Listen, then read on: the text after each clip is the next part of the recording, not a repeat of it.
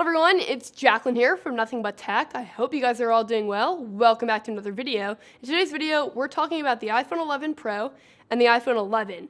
More specifically, which one should you buy? The most asked question that I've gotten since the iPhone 11 has come out has not been, what are the new features? But it's instead been, which one should I get? I know I'm going to get one of them, but should I get the iPhone 11 or should I get the iPhone 11 Pro? In this video, I'm going to answer that question, and then also at the end of this video, I'm going to show you some camera samples from the new cameras on the iPhone 11 and 11 Pro. Spoiler alert, they're pretty great. Okay, but the first main difference between these two phones is the price. The iPhone 11 starts out at $699, and the iPhone 11 Pro starts out at $999. So as you continue to watch the video, you're going to have to decide that the next differences that I'm about to mention, if those differences are worth $300 for you. There are a couple major differences. The first one is the display. The iPhone 11 Pro offers two sizing options for you to choose from, 5.8 inches and 6.5 inches, whereas the iPhone 11 meets in the middle and only offers one option at 6.1 inches. I actually prefer the 6.1 inch size over the size options offered on the Pro, and I would love the option to get a Pro version in the 6.1 inch form factor.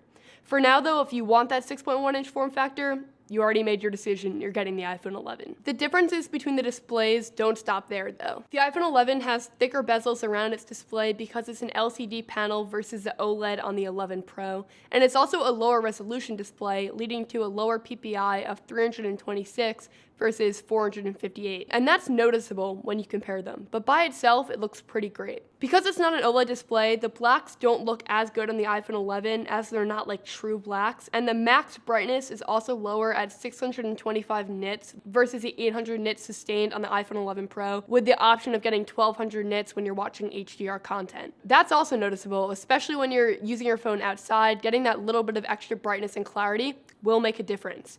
However, when I'm using the iPhone 11 screen, I'm not really longing for a different display. Obviously, when you put them next to each other, the differences will come out and you'll realize that the iPhone 11 Pro has a superior display, but in regular use, I actually really enjoy the iPhone 11 display, and it has really solid color tones, as most Apple displays do. They both sport long touch technology instead of 3D touch, and that has really been a bummer. I'm kind of in the minority of people that really enjoys 3D touch. I use it all the time, especially on the keypad, and while that's still here, you can't now 3D touch on any letter. You have to long touch on the spacebar in order to get the cursor feature. That's a little bit of a bummer. Over time, I'm sure I'll get used to it, but for now, it's something that I'm noticing on both the 11 and the 11 Pro. In terms of the design, the iPhone 11 offers a lot more color options with 6 pastel-y looks, whereas the iPhone 11 Pro only offers 3, but it does have my favorite color option this year, which is the midnight green, the model I'm showing you today. The iPhone 11 Pro also has a matte finish on the back and a gloss camera square,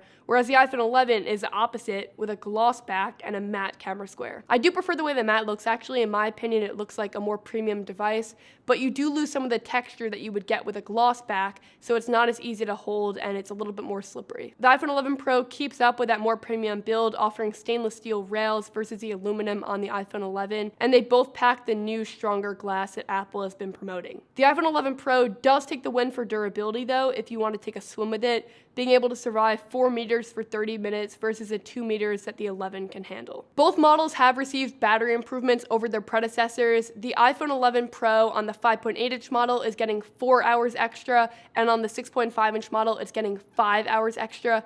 The iPhone 11 is only getting 1 hour extra over the iPhone XR, and the iPhone 11 Pro has another advantage in having a fast charger in the box, meaning that you can juice up your phone more quickly and really not have battery anxiety anymore. Last thought on these phones before we reach to the conclusion and take a look at the camera. The iPhone 11 Pro has the ability to get a higher amount of storage at 512 gigabytes versus the max amount of 256 gigabytes on the iPhone 11. Okay. So the cameras, we've all been waiting for this. They're pretty spectacular. It's been a while since I've genuinely said wow after taking a photo on an iPhone. And this year, they're getting me to say wow, like all the time. It's really good. Night mode is epic. The wide-angle selfie camera is surprisingly really sharp with 4K 30 frames per second available. And color tone is even better this year. And color consistency among the 2 or 3 cameras is really great.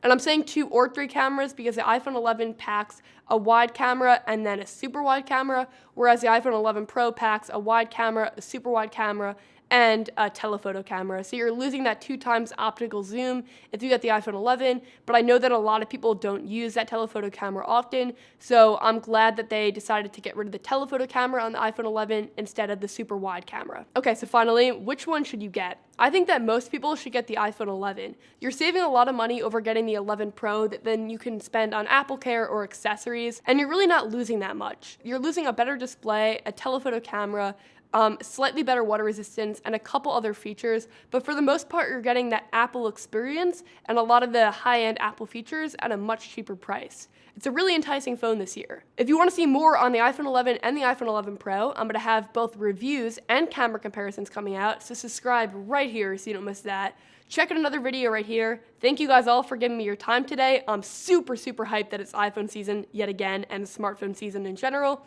And thank you all so much for watching this one. I'll catch you in the next one. Bye.